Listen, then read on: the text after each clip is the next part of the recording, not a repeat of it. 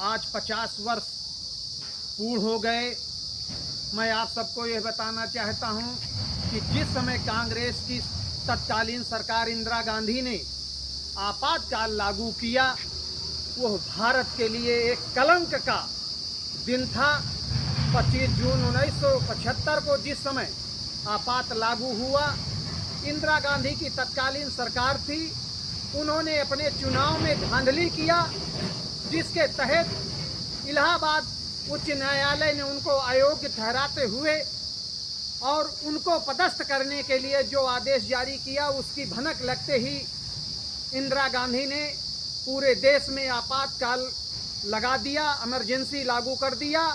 और जिस प्रकार से पूरे हिंदुस्तान के बड़े बड़े नेताओं को जेलों में ठूसा गया, उनके साथ बर्बरता की गई, जिस प्रकार उनके साथ अत्याचार किए गए, यह पूरे भारत के लिए एक बहुत बड़ा कलंक का था। परंतु कांग्रेस को लगता था कि हम किसी भी प्रकार सत्ता में बने रहें और सत्ता ही उनके लिए सब कुछ था।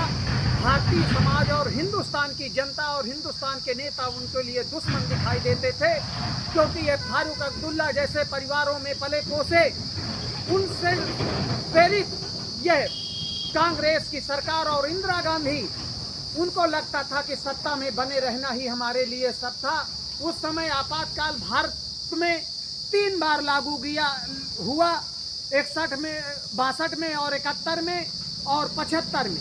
75 में जिस समय आपातकाल लागू हुआ, वह 21 महीने तक चला और जिस तरीके से बर्बरतापूर्ण उनके साथ, हमारे नेताओं के साथ व्यवहार किया गया, उनको जेलों में ठूसा गया, उनको मारा गया, मार करके बहुत से नेताओं की हत्या की गई।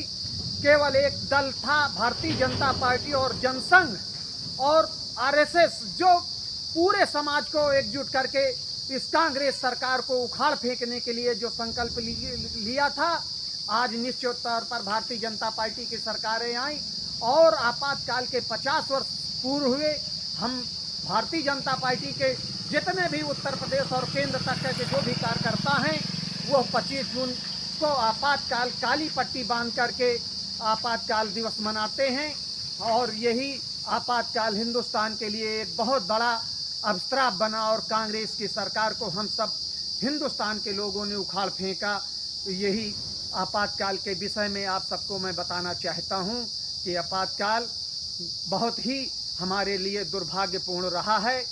इसको हमको निश्चित तौर पर इस कांग्रेसियों को उनके चाल चरित्र और चेहरों को देखना होगा।